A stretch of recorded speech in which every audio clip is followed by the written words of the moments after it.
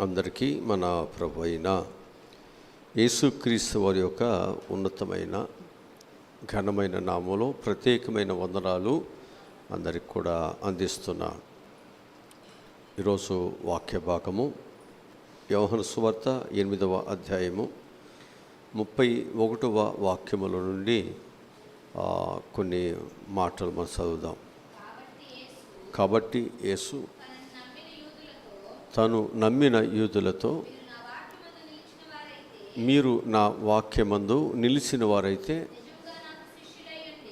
నిజముగా నాకు శిష్యులయ్యుండి సత్యమును గ్రహించెదరు. అప్పుడు సత్యము మిమ్ములను స్వతంత్రులుగా చేయనని చెప్పగా, వారు మేము అబ్రహాము సంతానము, మేము ఎన్నడూను ఎవరికి దాసులమై ఉండలేదు, మీరు స్వతంత్రులుగా చేయబడుదురని ఎలా చెప్పుచున్నామని ఆయనతో అనిరి. అందుకు యేసు, పాపము చేయు ప్రతివాడును పాపమునకు దాసుడని మీతో నిశ్చయముగా చెప్పుస్తున్నాను. ఇక్కడ మనము జ్ఞాపకం చేసుకుంటే, యేసు ప్రభువు వారు ఆనాడు ఉన్నటువంటి యూదులను ఉద్దేశించి ప్రభు మాట్లాడుతున్నాడు. వీళ్ళు ఏమనుకుంటున్నారు అంటే, మేము అబ్రహాము యొక్క సంతానము కాబట్టి మేము ఎవరికి దాసులము కాదు, మా యొక్క జీవితములు బహుగా దీవించబడినటువంటివి అని చెప్పేసి వారు భావిస్తూ ఉన్నారు. మా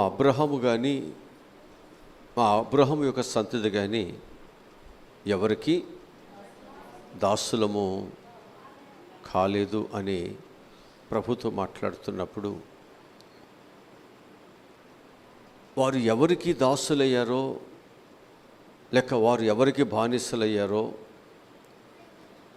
లేక దేని నుండి వారు స్వతంత్రులుగా వారు రక్షించబడాలో అనే విషయాన్ని ప్రభు వారికి చాలా స్పష్టంగా వారికి తెలియచేయటం జరిగింది. వారు ఒకవేళ మనుషులకు వారు దాసులుగా లేకపోవచ్చేమో, కానీ వారు దేనికి దాసులయ్యారు అంటే వారు పాపమునకు వారు దాసులయ్యారని, ఆ పాపము వారి యొక్క జీవితాన్ని బంధించి వేసిందని, వారిని ఆయా విధమైనటువంటి పాపపు మార్గాలలో, పాపపు జీవిత విధాన ఆలోచనలో వారిని నడిపిస్తుంది అని ప్రభు ఎరిగినవాడుగా, వారి స్థితిని వారి పరిస్థితులను ఎరిగినవాడుగా దేవుడు వారితో మాట్లాడటం జరిగింది అని చెప్పి నేను మీకు జ్ఞాపకం చేస్తున్నాను. ఇక్కడ మనం జ్ఞాపకం చేసుకుంటే, ఏ పరిస్థితుల నుండి మనము స్వాతంత్రత అనేటువంటిది మనం సంపాదించుకోవాలి. ఈ స్వాతంత్రత అనేటువంటిది మనం ఏ పరిస్థితులు మనం సంపాదించుకోవాలి అంటే, ఒక మనుషుడుగా దేవుడు మనకు నేర్పించే గొప్ప మాటలు ఏమిటంటే, ఒకటి, భ్రష్టత్వము నుండి మనము స్వతంత్రులు అవ్వాలి. ఒకటి, భ్రష్టత్వము నుండి మనము స్వతంత్రులు అవ్వాలి. పేతురు రాసినటువంటి 2వ పత్రిక 2వ అధ్యాయము 19వ వాక్యాన్ని మనం చదువుదాం. తామే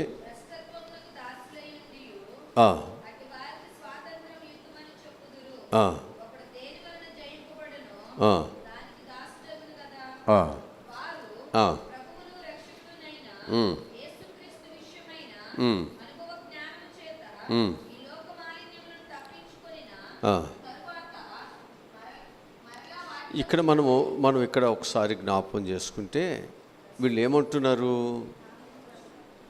తాము వీళ్ళు దేనికి దాసులై ఉన్నారు? భ్రష్టత్వమునకు దాసులై ఉండి అటు వారికి స్వాతంత్రం ఏం చేయాలంట? వాళ్ళకి ఇవ్వాలి. ఎక్కడున్న వాళ్ళకి? భ్రష్టత్వంలో ఉన్న వారికి స్వాతంత్రత రావాలి. అంటే ఈ భ్రష్టత్వము అనేటువంటిది వారిని ఏం చేస్తుంది? స్వతంత్రులుగా వారిని బ్రతకనివ్వట్లేదు. ఆ భ్రష్టత్వమే వారిని ఏం చేస్తుందంటే నడిపిస్తుంది.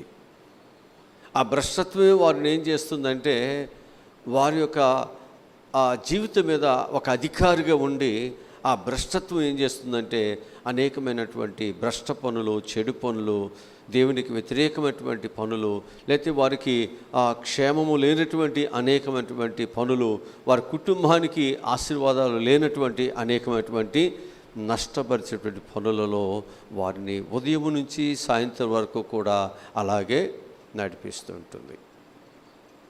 ఒకవేళ ఆ భ్రష్టత్వంలో ఉన్నటువంటి వానికి అది ఆనందాన్ని ఇవ్వచ్చు, సంతోషాన్ని ఇవ్వచ్చు, లేకపోతే ఆ భ్రష్టత్వము అనేటువంటిది అతని యొక్క జీవితంలో అదొక ఆహ్లాదకరమైనటువంటి పరిస్థితిగా ఉండవచ్చు. కానీ ఆ భ్రష్టత్వము ద్వారా అతని యొక్క జీవితము నష్టపోతుంది, అతని యొక్క కుటుంబం నష్టపోతుంది. అతని యొక్క జీవితంలో విలువైనటువంటి దేవుని యొక్క సమయాన్ని అతడు వృధా చేసుకుంటున్నాడు. దేవుడిచ్చినటువంటి విలువైనటువంటి ఆయుష్ని, ఆరోగ్యాన్ని అతడు పాడు చేసుకుంటున్నాడు. కనుక అతని యొక్క జీవితంలో అతడు ఎలా నష్టపోతున్నాడో, ఏ విధముగా అతని యొక్క జీవితము అతడు భ్రష్టతలోనికి నెట్టివేసుకుంటున్నాడో అతనికి ఏమీ అర్థం కావట్లేదు. కనుక ఇలాంటి వాడిని, అలాంటి వారి యొక్క జీవిత విధానములు చూస్తున్నటువంటి దేవుడికి నీవు నశించిపోవటం దేవునికి ఇష్టము కాదు. గనుక అలాంటి వానికి దేవుడు ఏమి ఇవ్వాలని కోరుతున్నాడు? స్వాతంత్రత ఇవ్వాలని దేవుడు ఆశపడుతున్నాడు. కనుక ఆ భ్రష్టత్వంలో ఉన్నటువంటి వారికి స్వాతంత్రత ఎలా వస్తుంది అంటే అతడు దేవుని దగ్గరికి రావటం బట్టి, అతడు దేవుని ప్రేమించడం బట్టి, అతను భ్రష్టత్వం ఏదైతే అతని యొక్క జీవితం మీద అది ప్రభావం చూపిస్తూ ఉందో దాని నుంచి బయటికి రాలేకపోతున్నాడో అది దేవుని దగ్గర అతడు ఒప్పుకొట్టును బట్టి దేవుడు అతనికి ఆ స్వాతంత్రత దాని నుండి దేవుడు ఇస్తాడు. ఇప్పుడు గెరాసీనుల దేశంలో సేన దయ్యం పట్టేటువంటి వాడు ఉన్నాడు. అతనిలో అనేకమైన దయ్యములు ఉన్నాయి. అందుకే దానికి సేన దయ్యములను పెట్టాడు. అనేక మంది, ఒకరిద్దరు కాదు. అతని యొక్క జీవితం ఏమైపోయింది అనేది మనం చూస్తే అతడు సమాజానికి, కుటుంబానికి, తల్లిదండ్రులకి అందరికీ దూరమయ్యాడు. అంత మాత్రమే కాకుండా అతడు ఎలా ఉన్నాడు అనేది మనం చూసినట్లయితే తన శరీరాన్ని తానే, ఎవరైనా ఎదుటివారికి గాయపరుస్తారు, ఎదుటివారు దాన్ని దోసుకుంటారు. కానీ అతడైతే తన శరీరాన్ని, తన కుటుంబాన్ని, తను ప్రేమించే పిల్లలను, తను ప్రేమించే భార్యను, తను ప్రేమించేటువంటి తన గృహానికి తానే గాయం చేసుకుంటున్నాడు. ఈ భ్రష్టత్వం.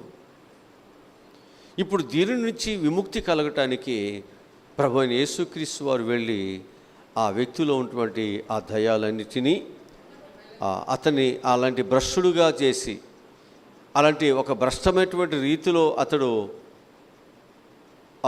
ఉండటానికి కారణమైనటువంటి ఆ దయ్యములన్నిటిని కూడా దేవుడు ఎప్పుడైతే తనలో నుండి తీసివేశాడో, పారద్రోలాడో, ఆ వ్యక్తి మరలా తిరిగి ప్రభు పాదాల దగ్గర కూర్చున్నాడు. చక్కని బట్టలు కట్టుకున్నాడు. అతడు ఎప్పుడు కూడా అతడు తన శరీరాన్ని గాయపరచుకోవటం కానీ, అతడు రాత్రి పగలు కూడా ఆ త్రోవలో వెళ్ళేటువంటి వారికి భయాన్ని కలిగించేటువంటి కేకలు వేసేవాడుగా కానీ, అరిసేవాడుగా కానీ అతని యొక్క జీవితంలో ఎన్నడూ లేడు. ఎందుకనంటే కొంతమంది అరుస్తూ ఉన్నారు అంటే అదొక దయ్యం. కొంతమంది తన శరీరాన్ని తానే గాయపరుచుకుంటున్నారు అంటే అదొక దయ్యం. కనుక భార్యకు, బిడ్డలకు, కుటుంబానికి, లేకపోతే భర్తకు విరోధముగా మన యొక్క జీవిత విధానాలు ఉంచబడుతున్నాయి అంటే అదొక దయ్యం నిన్ను ఆ విధంగా నడిపిస్తూ ఉంటుంది. కనుక వాస్తవాన్ని మనం తెలుసుకోకుండా, వాస్తవంలో మనం ఉండకోకుండా, మన యొక్క జీవితంలో మనం భ్రష్టులుగా మనం నడిపిస్తూ ఉందే అదొక దయ్యం. ఈ విధంగా మన యొక్క జీవితాల్లో అనేక దయ్యములు మనల్ని ఏం చేస్తున్నాయంటే, మనం సరైన దేవుని యొక్క మార్గములో నడవనీయకుండా మనను భ్రష్టులుగా చేస్తూ ఉంటున్నాయి. కనుక ఈ భ్రష్టత్వము నుండి మనం విడుదల పొందకపోతే మన యొక్క జీవితాల్లో మనం ఏమైపోతామంటే, అవి మనల్ని పట్టి బంధించి మనల్ని ఎక్కడ తీసుకువెళ్తున్నాయంటే ఒక భయంకరమైనటువంటి నరకములోనికి అవి మనలను తీసుకువెళ్ళిపోతున్నాయి. అందుకు నీవు నేను కూడా ఆ నరకములోనికి వెళ్ళకూడదు, ఆ స్థలములోనికి వెళ్ళకూడదు. అది సాతాను యొక్క దూతల కొరకు ఏర్పాటు చేయబడిన స్థలము. ఆ స్థలములో దేవుడు ప్రేమించినటువంటి ప్రజలు ఉండకూడదు. ఎందుకనంటే దేవుడు మనల్ని ఎంతగా ప్రేమించాడు అంటే, తన ప్రియకుమారుని మనకి ఇవ్వటానికి కూడా వెనుదీయకుండా, ఆ ప్రియకుమారుడు తన ప్రాణమును మనకు పెట్టినంతగా ఆయన మనలను ప్రేమించాడు. అంటే తన కుమారుడు కన్నా, తన కుమారుడు యొక్క ప్రాణము కన్నా మనం మిన్నైన వారమే. అందుకే దేవుడు నీవు నేను నశించిపోవటం ఆయనకి ఇష్టము కాదు. మనల్ని అంతగా దేవుడు ప్రేమిస్తూ ఉన్నాడనమాట. కనుక ఈ ప్రేమిస్తున్నటువంటి బిడ్డలు ఈ ప్రేమకు ప్రతిఫలముగా తన కుమారుని ఒక బలి అర్పణగా అర్పించి వారికి ఒక రక్షణ మార్గమును దేవుడు ఏర్పాటు చేయబడినటువంటి ఈ ప్రజలు భ్రష్టత్వములో పడిపోయి, పాపంలో పడిపోయి, చెడులో పడిపోయి, వారు దైవానికి, దైవ సన్నిధికి వ్యతిరేకముగా వారు జీవిత విధానములను వారు అనుసరించడం బట్టి వారికి సంభవించే శిక్షను దేవుడు ఎరిగి దేవుడు ఎంతో బాధపడుతున్నాడు. మనం నశించిపోకూడదని, మనం రక్షించబడాలని, ఆ శిక్షల నుండి తప్పించబడాలని దినమంతా కూడా దేవుడు మన వైపు చేతులను చాపుతున్నాడు. ఎప్పుడొచ్చినా ఎప్పుడు విధేయత కలిగి ఉన్నా, ఎప్పుడు నీ పాపములను తెలుసుకుని బుద్ధి వచ్చి తండ్రి దగ్గరికి వచ్చినటువంటి కుమారుడు వలె నువ్వు ఎప్పుడు వచ్చినా చేర్చుకోవటానికి, నువ్వు ఎప్పుడు వచ్చినా నీ భ్రష్టత్వం నుంచి దేవునికి విడుదలను కలుగు చేయటానికి ప్రభు ఇష్టపడుతున్నాడు అనే విషయాన్ని నేను మీకు జ్ఞాపకం చేస్తున్నాను. కనుక క్రైస్తవునిగా దేవుడు మనకు ఒక స్వతంత్రతను దేవుడు ఆ శిలువ మరణము చేత దేవుడు మనకు అనుగ్రహించాడు. ఈ స్వతంత్రత పొందినటువంటి మనము మళ్ళా దుష్టత్వములోను, పాపములోను, చెడులో మనము చెక్కబడి, మళ్ళా ఆ పాపములో ఆ పాపమనే ఊబిలో మనం పడిపోయి నీ జీవితాన్ని, నీ బ్రతుకుని, నీ విలువైనటువంటి నీ జీవితాన్ని పాడు చేసుకోకూడదని ప్రభు ఈరోజు మనతో మాట్లాడుతూ ఉన్నాడు. ఇర్మియా గ్రంథము 3వ అధ్యాయము 22వ వాక్యాన్ని చదువుదాం. భ్రష్టులైన బిడ్డలారా తిరిగి రండి. చూసారా, ఈ భ్రష్టులకి ఏముంటుంది? అవిశ్వాసం ఉంటుంది. అంటే వీళ్ళకి ఏముండదు? విశ్వాసం ఉండదు. ప్రార్థన మీద, దైవ సన్నిధి మీద, దేవుని మీద వాళ్ళకి ఏముండదు? విశ్వాసం ఉంది. వీళ్ళు ఎవరు? భ్రష్టులైన వారు. కనుక వీళ్ళు ఏం చేస్తారు? విశ్వాసత లేని బిడ్డలలాగా, ఒక భ్రష్టుడిలాగా, ఒక లోకస్తుడిలాగా, లోకమనే దయాలు పట్టిన వాడులాగా అతని యొక్క జీవిత విధానములను అతను అవలంబిస్తూ ఉంటాడు. అతని స్నేహాలు కావచ్చు, అతని మాటలు కావచ్చు, అతని ప్రవక్తను కావచ్చు, అతను కూర్చునేటువంటి ఆ స్థలము కావచ్చు, ఇవన్నీ కూడా ఎలాంటివి అంటే ఒక భ్రష్టమైనటువంటివి. ఈ భ్రష్టమైనటువంటి పరిస్థితులలో జీవిస్తున్నటువంటి అనేకులను ప్రభు ఏమంటున్నాడంటే, తిరిగి మీరు నా యొద్దకు వస్తే నేనేం చేస్తానంటున్నాడు? నేను బాగు చేస్తానయ్యా, నీ భ్రష్టత్వాన్ని బాగు చేస్తాను, నీ చెడును నేను కడుగుతాను, నీ పాపమును నేను తీసివేస్తాను, హిమము కంటే తెల్లగా నేను నిన్ను మారుస్తాను. ఇది కేవలము దేవుడు ఒక్కరే ఇది చేయగలరు అనే విషయాన్ని మనం గుర్తించి మనందరం కూడా ఎక్కడికి రావాలంటే మనం దేవుని దగ్గరకే మనం రావాలి. ఏ భ్రష్టత్వంలో నువ్వు ఉన్నావో నీకు తెలుసును, ఏ భ్రష్టత్వంలో ఉన్నావో దేవునికి కూడా తెలుసు. కాబట్టి నీవు యథార్థత కలిగి నీ భ్రష్టత్వాన్ని ప్రభు ఎదుట నీవు కప్పుకోక ఒప్పుకున్నట్లయితే దేవుడు ఖచ్చితంగా నిన్ను క్షమిస్తూ దేవుడు తప్పకుండా నీకు సహాయమును చేస్తాడు. నువ్వు భయపడేది నీ పిల్లలకో, నీ భర్తకో, నీ తల్లిదండ్రులకో, లేతే అనేక మందికో కాదు. నువ్వు భయపడవలసింది వీళ్ళకంటే ఎక్కువగా నీవు దేవునికి భయపడేవాడుగా మనం ఉండాలి. మనం ఉదాహరణకు మనం చూసినట్లయితే ఏశావు పొతిఫర్ ఇంట్లో ఉన్నప్పుడు అక్కడ వారి తల్లిదండ్రులు లేరు, వారి అన్నదమ్ములు లేరు, తన స్వజనులు ఎవరు లేరు, తనకు తెలిసినటువంటి వారు ఎవరు కూడా అక్కడ లేరు. ఆయన అక్కడ ఉండగా అక్కడ పాపం చేయటానికి ఆయన ఎవరికి భయపడ్డాడు? ఎందుకని అంటే దేవుడు అంతటా ఆయన ఉన్నవాడై ఉన్నాడు. అందుకు ఆయన చూస్తున్న దేవుడు. ఒకవేళ నా తల్లిదండ్రులు నన్ను చూడలేకపోవచ్చు, నా అన్నదమ్ములు నా దుష్టత్వాన్ని భ్రష్టత్వాన్ని వారు చూడలేకపోవచ్చు, నేను చేస్తున్నటువంటి చెడు పనులు ఒకవేళ నా భర్తకు, నా భార్యకు, లేకపోతే నా యొక్క రక్త సంబంధులకు తెలియపోవచ్చు. కానీ ఎవరికి తెలుసు అంటే నా దేవునికి తెలుసు. అంటే ఇప్పుడు నేను భయపడవలసింది ఎవరికి అంటే నేను దేవునికి చెందినవాడు కాబట్టి, నేను దేవునికి చెందినటువంటి బిడ్డగా నా యొక్క జీవితం ఉంచబడాలి కాబట్టి ఈ జీవితాన్ని, ఈ దేహం మీద నేను ఎవరికి అధికారాన్ని నేను ఒప్పుకోకూడదు. ఈ దేహం మీద నేను అధికారాన్ని ఒప్పుకోకూడదు. ఈ పరిశుద్ధమైనటువంటి దేహాన్ని తీసుకువెళ్ళిపోయి అపవిత్రమైన దానితో నేను ఎలాగూ జత కట్టగలను, నేను ఎలాగూ దానితో నేను అంటగట్టగలను.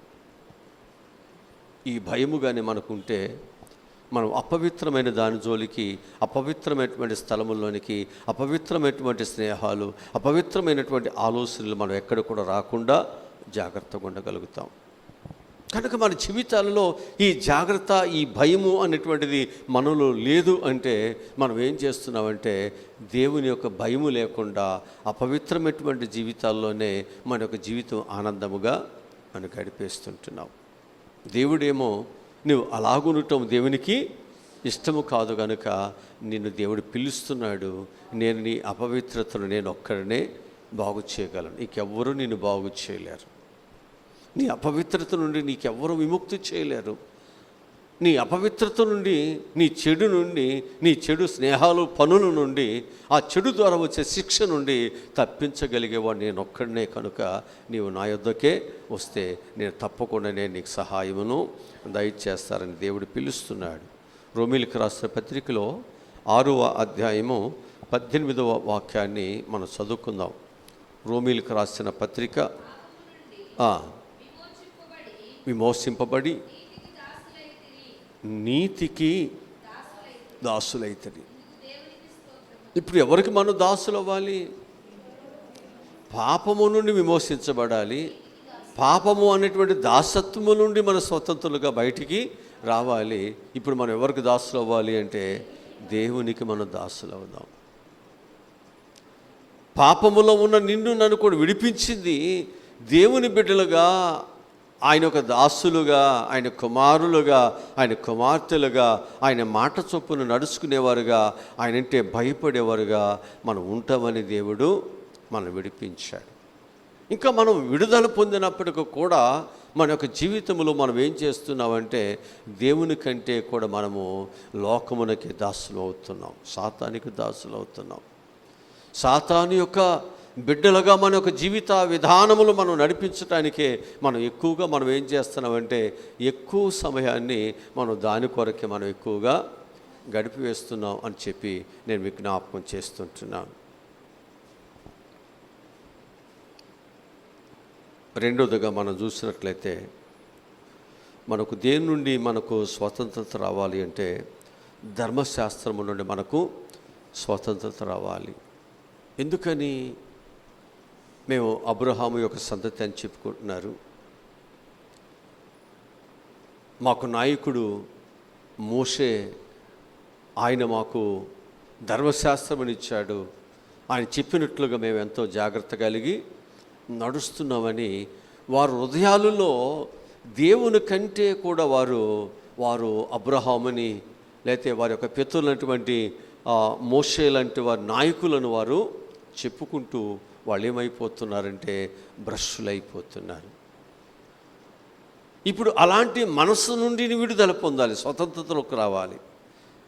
ఆ మనస్సుని యొక్క జీవితాన్ని నేను ఏం చేస్తుందంటే దేవునిలో స్వేచ్ఛగా ఉండనీయకుండా, దేవుడు చెప్పేటువంటి మాటలను విననీయకుండా, దేవుడు నిజమైనటువంటి దైవకుమారుడిని నువ్వు గ్రహించుకోకుండా, సత్యమైనటువంటిది వాస్తవమైనటువంటి విషయాలను ప్రభువు నీకు చెబుతున్నప్పటికీ కూడా వాటిని గ్రహించలేనివాడుగా, వాటిని చూడలేనివాడుగా దేవుడు మనం గుడ్డివానిగా చెవిటివానిగా సాతాడు చేస్తున్నాడు.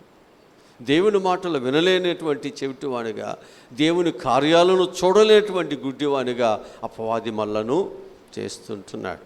అందుకే ఎలాంటి వారిని కూడా దేవుడు ఏమంటున్నాడంటే, మీరు ఈ ధర్మశాస్త్రము నుండి మనం ఏమవ్వాలన్నమాట, స్వతంత్రులుగా మన యొక్క జీవితాలు బయటికి రావాలి. గలతీయులకు రాసిన పత్రిక 4వ అధ్యాయము 5వ వాక్యం చదువుదాం. గలతీయులకు రాసిన పత్రిక 4వ అధ్యాయము 5వ వాక్యం చదువుదాం. దేవుడు తన కుమారుని పంపెను,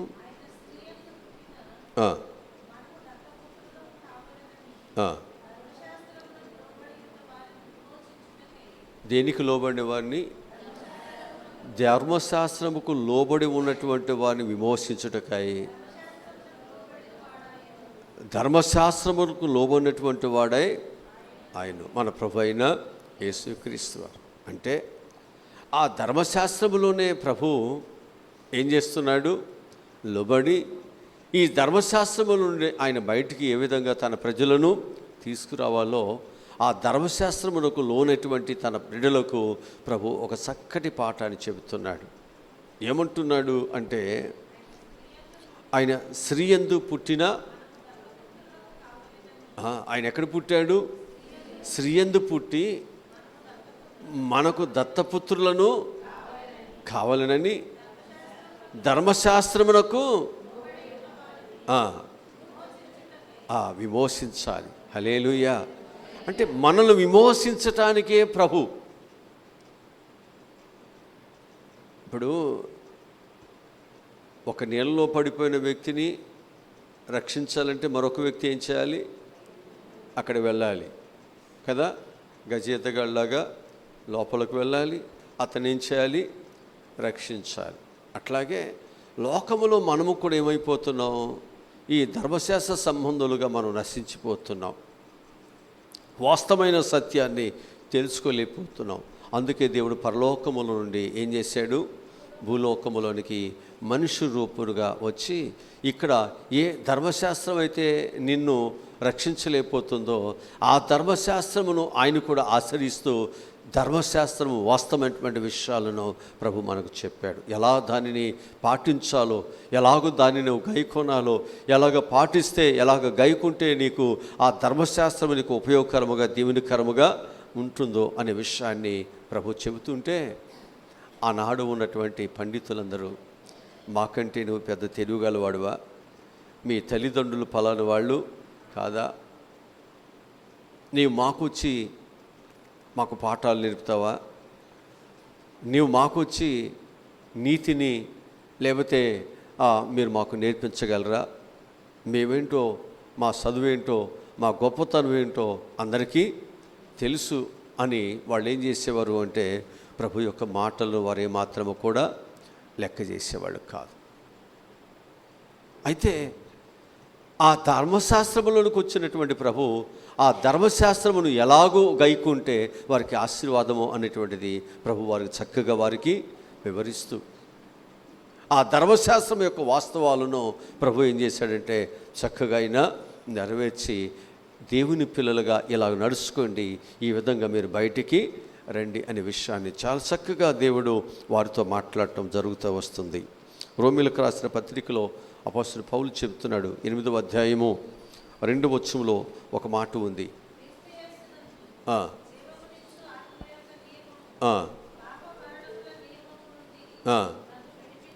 అది ఎక్కడి నుండి విడిపించిందంట, క్రీస్తు యేసు యొక్క నియమము, ఆత్మ యొక్క నియమము ఇప్పుడు మనం ఏ నియమంలో ఉండాలి? ఆత్మ యొక్క, ఇది ధర్మశాస్త్రం, శరీర ధర్మశాస్త్రం కాదు. అంటే ఇప్పుడు వాళ్ళు ఎలా ఉన్నారు అంటే ఆత్మధర్మశాస్త్రముగా వారి యొక్క జీవితాలలో ఎదగటానికి బదులు శరీర ధర్మశాస్త్రములు వారు ఇదే వాస్తవము, ఇదే భక్తి అన్నట్లుగా వారు సాగిపోతున్నారు. ఆ స్థితిలో ఉన్నటువంటి పౌల్ని దేవుడు ఎలా మార్చాడంట? ఆత్మ యొక్క పాప మరణముల యొక్క నియమము నుండి నన్ను విడిపించెను. ఎట్లనగా ధర్మశాస్త్రము దేనిని చేయజాలకపోయినో దానిని దేవుడు, హల్లెలూయా. కనుక ధర్మశాస్త్రం ఏది చేయలేకపోయిందో దాన్ని ఎవరు చేయగలుగుతున్నారు? దేవుడు చేస్తున్నాడు. కాబట్టి ఆ దేవుని యొక్క నియమ నిబంధనలలో ఈరోజు నేను జీవిస్తున్నాను.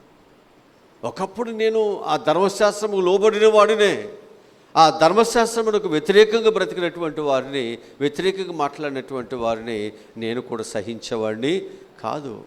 కానీ ఈరోజు నేను ఆ ధర్మశాస్త్రం బయటకు వచ్చిన తర్వాత, యేసుక్రీస్తు యొక్క ఆత్మ నియమంలోనికి నేను వచ్చిన తర్వాత నేను ఏది సత్యమో ఏదో నాకు అర్థమైంది. అందుకే నేను ఇప్పుడు క్రీస్తును గూర్చి నేను ప్రయాసపడేవాడిగా, సిలువను గూర్చి నేను సువార్తను ప్రకటించువానుగా నేను ఇప్పుడు జీవిస్తున్నాను. ఇక జీవించువాడిని ధర్మశాస్త్రం కొరకు కాదు, ఇక జీవించువాడిని ధర్మశాస్త్ర సంబంధమైనటువంటి ఒక యూదుడుగానో లేకపోతే నేను మరొకరుగానో నేను జీవించట్లేదు. ఇప్పుడు నేను క్రీస్తు కలిగిన దేవుని బిడ్డగా నేను బ్రతుకుతున్నాను. కనుక ఈ ధర్మశాస్త్రం నుంచి మనం బయటకు వచ్చి మనం దేవుని బిడ్డలుగా ఆత్మ సంబంధమైనటువంటి నియమ నిబంధనలు కలిగినటువంటి వారుగా మన యొక్క జీవితాలు ఉంచబడాలి. అలాంటి స్వాతంత్రత దేవుని పిల్లలుగా, ఆయన సంఘముగా మనము సంపాదించుకోవాలి. అది మనం సంపాదించుకోవాలి. ఇది రెండవదిగా నేను మీకు జ్ఞాపకం చేస్తున్నాను. మూడవదిగా మనం చూసినట్లయితే శరీర క్రియల నుండి మనము స్వతంత్రత పొందాలి. వేటి నుండి? శరీర క్రియల నుండి, భ్రష్టత్వం నుండి స్వతంత్ర పొందాలి. ధర్మశాస్త్రము నుండి మనం స్వతంత్ర పొందాలి. శరీర క్రియల నుండి కూడా మనం ఏం చేయాలి? గలతీయులకు రాసిన పత్రిక 5వ అధ్యాయము 13వ వచనములో శరీర క్రియల గురించి వ్రాయబడింది.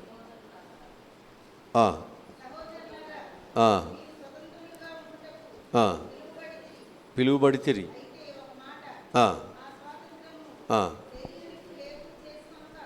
నా స్వాతంత్రం దేనికి హేతు చేసుకోకూడదు? ఇప్పుడు దేవుడు మనకిచ్చిన స్వాతంత్రతను మనం దేనికి హేతు చేయకూడదు?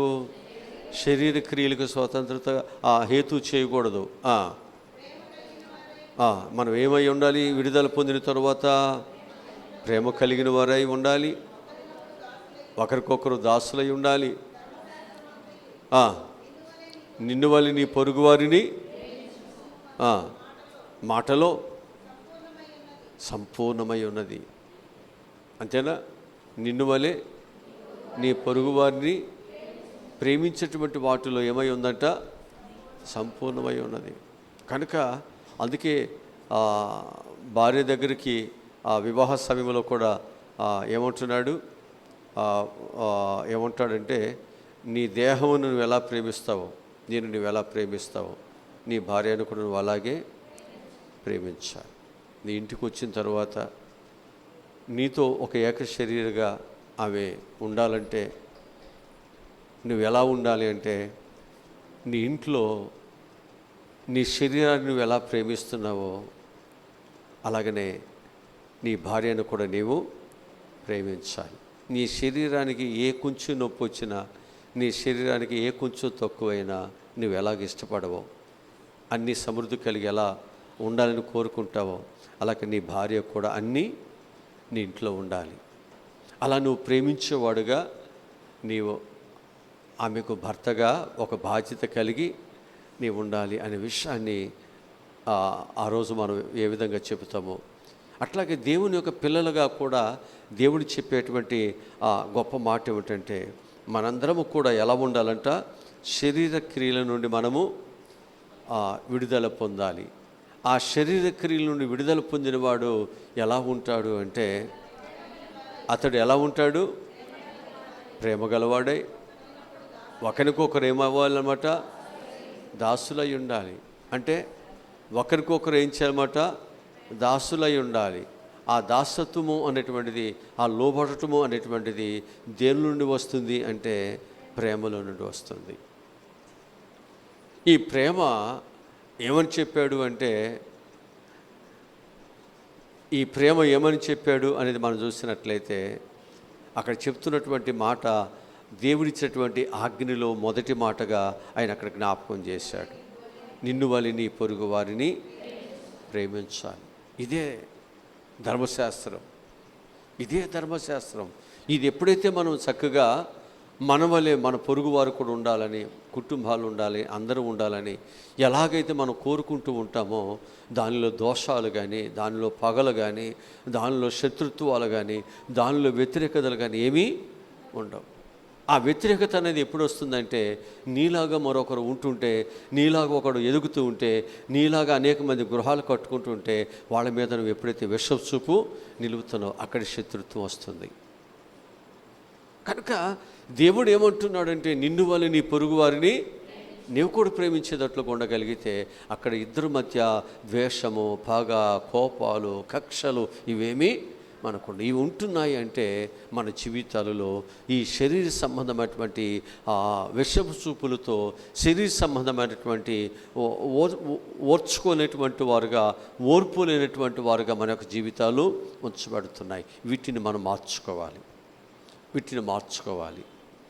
ఇలా మనం మార్చుకోగలిగినట్లయితే మనందరం కూడా ఎలా ఉంటామట, శరీర క్రియలను మనం నెరవేర్చుకోకుండా, శరీర క్రియలను విడిచిపెట్టి ఆత్మ సంబంధమైన పిల్లలుగా మనము కట్టబడతాం, ఆత్మ సంబంధమైన పిల్లలుగా మనము నడుచుకుంటాం అన్నమాట.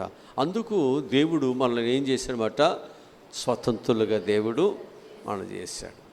దేవుడు అందుకొరకు మనల్ని స్వతంత్రులుగా చేశాడు. నాలుగోదిగా మనం చూస్తే, మానవులు కల్పించే కట్ల నుండి కూడా మనం ఏమవ్వాలి, స్వతంత్రులుగా మనం విడుదల పొందాలి. ఎవరు కల్పించేవి?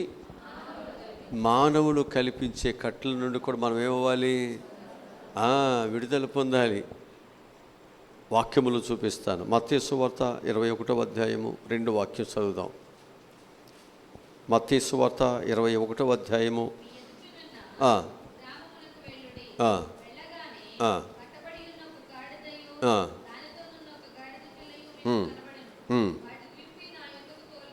చాలు. ఇక్కడ దేవుడు ఏంటి, ఒక మనుషుడు దేనినైతే బంధించాడో దాని నుంచి దేవుడు ఏమంటున్నాడు, విడుదల కావాలి. కనుక దేవుడు నిన్ను ఒక బంధకముల్లో, లేదా ఒక బంధించిన వాడుగా, లేకపోతే నీ యొక్క జీవితంలో ఆ బంధించబడినటువంటి పరిస్థితులలో నేను ఉండటం ఆయనకి ఇష్టము లేదు. అందుకే దేవుడు నన్ను కోరుకున్నాడు. ఆ గాడిదను కోరినట్టే ఆ గాడిదను విడిపించడానికి తన శిష్యులు పంపించినట్లుగా దేవుడు ఏం చేస్తున్నాడు, తన సేవకులను మన యొద్దకు పంపిస్తున్నాడు. మనందరం విడుదల పొందాలి. మనందరము కూడా పాపము అనేటువంటి కట్ల నుండి, లోకమనే కట్ల నుండి, మనుషులైనటువంటి కట్ల నుండి మనం బయటికి వచ్చేసి, ఇప్పుడు మనుషులైన కట్లు ఏంటి, ఇది నా కులము, ఇది నా గోత్రము, ఇది నా ఇంటి పేరు, వాళ్ళు వెళ్ళిన ఈ పేట మాది, అంతేనా? ఇట్లా కొన్ని కట్లు, కొన్ని కట్టుబాట్లు, కొన్ని పద్ధతులు, కొన్ని ఆచారాలు, కొన్ని అలవాట్లు ఎవరు పెట్టారు? అన్నీ మనుషులు కల్పించుకున్నారు. ఇప్పుడు వీటి నుంచి మనం ఏమవ్వాలంటున్నాడు దేవుడు. అంతేనా? ఇప్పుడు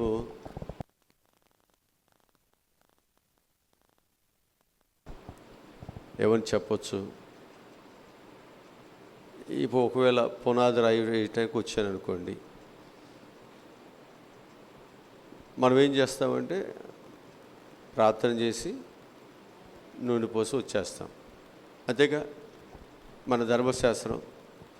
కానీ మన మనుషుల యొక్క కట్టుబాట్లు బట్టి మనం ఏం చేస్తాం, ఇది కాక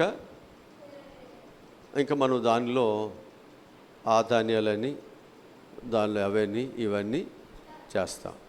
ఇంకా మనం ఏం చేస్తాం, వాటికి ఇంకా పసుపు ఇయటము, లేకపోతే రావి ఆకులు కట్టడము, ఏవో మనవన్నీ చేస్తున్నాం. అంటే ఇప్పుడు ఇవన్నీ ఎవరు కల్పించారు? మనుషులు కల్పించారు. ప్రభు ఏమంటున్నాడు, వీటి నుంచి విడుదల పొందాలి, మీరు వాటిలో ఉండకూడదు. దేవుడు ఏదైతే మనకు ఒక ధర్మశాస్త్రం చెప్పాడో ఆ ధర్మశాస్త్రం మనం నడుచుకోవటానికి మనం పిలువపడ్డాం కనుక, రక్షించబడ్డాం కనుక ఆ ధర్మశాస్త్రంలోనే చావు అయిన బ్రతుకైనా దానిలోనే మనం ఉండాలి. కరువులైన బాధలైన దానితోనే మనం ముడిపడి ఉండాలి తప్ప ఆ ధర్మశాస్త్రములకు కుడికి కానీ ఎడమకు కానీ మనం ఏం చేయకూడదు, తొలగిపోకూడదు. దేవుని యొక్క నియమం ఉంది, అదొక పరిశుద్ధమైన నియమము. అది లోక సంబంధమైనది కాదు, మనుషులు కల్పించేటువంటిది కాదు. అది ఒక దేవుని యొక్క నియమమును దేవుడు ఏర్పాటు చేసిన తర్వాత ఆ నియమం ప్రకారం మనం నడుచుకోవటానికి దేవుడు మనల్ని ఏర్పాటు చేసుకున్నాడు కనుక ఆ విధంగా నడవాలి అని దేవుడు చెబుతున్నాడు. యోహాను సువార్త 11:44 కూడా మనకు కనిపిస్తుంది. ఒకసారి చదవండి.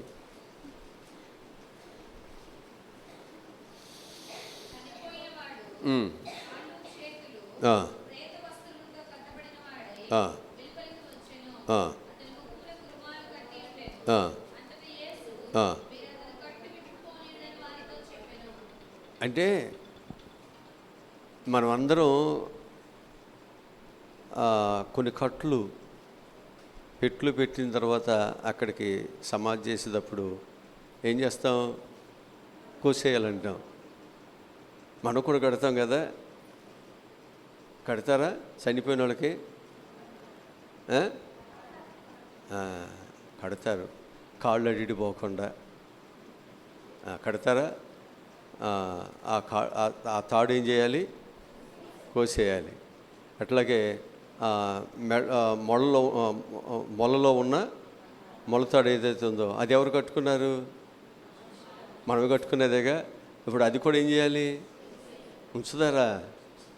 ఉంచరు. అది ఇక్కడ చెబుతున్నాడు. ఆ చనిపోయినటువంటి వ్యక్తి అంట ఆ ముఖానికి, ఆ కాళ్ళకి, చేతులకి, వీటన్నిటికీ ఏమున్నాయంట, ఆ వస్త్రాలు ఉన్నాయంట. కట్టేశారు, వాళ్ళు కూడా చుట్టేశారు వాటిలో. ఆయన బ్రతికి బయటకు వచ్చిన తర్వాత వాటన్నిటి దేవుడు ఏం చేశాడు, అదనమాట. అందుకు ఇప్పుడు దేవుని వాక్యం మనలో నెరవేర్పడటానికే మనం ఏం చేస్తున్నాం, ముందే అవన్నీ కోసేస్తున్నాం. ఎందుకని? దేవుడు ఒకరోజు చనిపోయిన వారిని లేపుతాడు. మనకు ఒక నిరీక్షణ ఉంది కదా. అప్పుడు ఈ కట్లు అక్కడ అడ్డుగా ఉండకూడదు. వాక్యం చెప్పింది కదా, ఇవన్నీ ఎందుకు చుట్టారు, తీసేయండి అంటున్నాడు కదా. అందుకని మనం ముందే ఏం చేస్తున్నాం, దేవుని వాక్య ప్రకారముగా దేవుని యొక్క చిత్తాన్ని అక్కడ నెరవేరుస్తున్నాం. కనుక మనుషుడు కట్టినటువంటి కట్ల నుండి మనుషుడు ఏమవ్వాలి, విడుదల పొందాలి.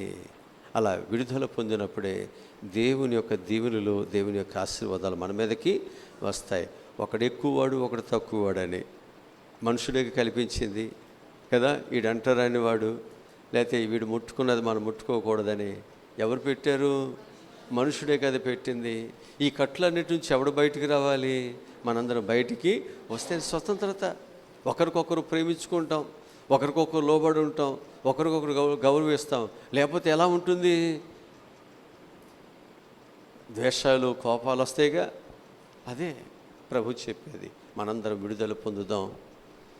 నిజమైనటువంటి స్వాతంత్రత ప్రభువైన యేసుక్రీస్తు వారు మనకిచ్చారు కాబట్టి మన స్వతంత్రత పొందినటువంటి బిడ్డలుగా, దేవుని యొక్క బిడ్డలుగా మనం చక్కగా సాగిపోదాం. అలాంటి కృప దేవుడు మనందరికి దయచేయునుగాక. ఆమేన్. తల ఉంచండి, ప్రార్థన చేసుకుందాం. కృపా సత్య సంపూర్ణమైన మా ప్రభువా, మా రక్షకుడా, ఈరోజు చెప్పినటువంటి విలువైన మాటలు బట్టి వందనాలు ప్రభా. మా యొక్క జీవితాల్లో మేమునైనా స్వతంత్రులుగా మా జీవితాలు ఉంచబడాలనే ప్రభా, నీవు మా కొరకు అయ్యా బంధించబడి నీ మరణము ద్వారా, నీ బంధకముల ద్వారా మాకు ఒక విడుదలను మాకు అనుగ్రహించారు. తిరిగి ప్రభా మేము భ్రష్టత్వంలోకి వెళ్ళిపోకుండా, మళ్ళా మేము ధర్మశాస్త్రమైనటువంటి బంధకములోనికి వెళ్ళిపోకుండా, మళ్ళా మేము శరీర క్రియలు అనేటువంటి బంధకములోనికి వెళ్ళిపోకుండా, మళ్ళా మేమునైనా మానవులు కల్పించేటువంటి కట్లు అన్నటువంటి నాయన ఆ బంధకములోకి మేము వెళ్ళిపోకున్నట్లు అయ్యా మాకు చక్కని స్వతంత్రత మీరు ఇచ్చి ఉండగా మేము నాయన తిరిగి నీ పిల్లలుగా ప్రభా మేము నాయన దాసత్వము అనే కాడి కిందకి మేము వెళ్ళి మేము దాసులుగా కాకున్నట్లు సహాయములను దయచేయండి. నీ కాడి మోయేవారుగా, నీ మాట చొప్పున నడుచుకునేవారుగా, నీ బిడ్డలుగా ప్రభా చివరి శ్వాస వరకు నమ్మకముగా మేము బ్రతుకువారుగా మేము ఉండునట్లు సహాయములను దయచేయండి. అయినా నమ్మకముగా ఉండేవానికి మెండైన దీవెనలు ఉన్నాయని చెప్పావు కనుక ప్రభా ఆ మెండైన దీవెనలు ప్రభా మా నమ్మకత్వం బట్టి, నీ మాట వినుటను బట్టి, అయ్యా నీ మాటకు లోబడి ఉంటును బట్టి కదా. అందుకే యోసేపు అయ్యా ఆ దుష్టత్వములో, ఆ చెడులో, ఆ పాపమని ఊబిలో పడిపోకుండా అతడు దాని నుండి దూరముగా పారిపోయాడు. కాబట్టే ఆయనని నేను ఆస్వాదించావు, ఆయన దీవించావయ్యా. ఈరోజు ప్రభా మేము ఏ దుష్టత్వములో, ఏ పాపములో ప్రభా మునిగిపోతున్నామో అయ్యా అది కావాలని ప్రభా అహర్నిశలు ఆశపడుతున్నామో అయ్యా దాని నుండి నీ పిల్లలుగా ప్రభా విడుదల కోరుకునేవారుగా, విమోచన కోరుకునేవారుగా, అది నాకు వద్దునైనా, అది నాకు పెంటతో సమానం అని చెప్పి దాన్ని అసహించుకునేవారుగా ప్రభా మేము ఉన్నట్లు సహాయములను దయచేయి ప్రభా. బంధకములలో పడి ఉండియో నిరీక్షణ గలవారులారా నా కోటలో ప్రవేశించండి, నేను మీకు రెండంతలుగా మేలు చేస్తానని సెలవిచ్చారు కదా ప్రభా. మేమందరమునైనా నిరీక్షణతో ప్రభా నీ దగ్గరకు వచ్చాం ప్రభా. నీవే నీవే నీవే ప్రభా ఈ బంధకములలో ఉన్న ప్రతి ఒక్క బిడ్డను ప్రభా నీవు స్వతంత్రులుగా చేయటానికి నువ్వు చేసినటువంటి ఆ శిలువ యజ్ఞాన్ని ప్రభా మేము ఎక్కడ తప్పిపోకుండా, మేము మర్చిపోకుండా, దానికి శిలువ శత్రులుగా మేము మా జీవితాలు నాయన మేము కట్టుకోకుండా ఉన్నట్లు సహాయములను దయచేయండి నాయన. మంచి పిల్లలుగా మేము సాగిపోవటానికి మీరే సహాయములను దయచేయమని మళ్ళీ రేపటి దినములకు నైనా మీరు మమ్మల్ని సిద్ధం చేయండి. రేపటి దినములో ప్రభా మరొక వర్తమానముతో ప్రభా మేమందరం నీ ఎదుట అయా మేమందరం నిలబడట సహాయములను దయచేయమని యేసు నామములో ఈ మనవులు ఈ ప్రార్థనలు అడిగి పొందుకుని ఉన్నాము తండ్రి, ఆమేన్. మన తండ్రి అయిన దేవుని ప్రేమ, కుమారుడు యేసు క్రీస్తు వారి యొక్క దైవకృప, పరిశుద్ధాత్మని నిత్య ఆదరణ, కాపుదల, భద్రత సదాకాలము తోడై ఉండునుగాక. ఆమేన్.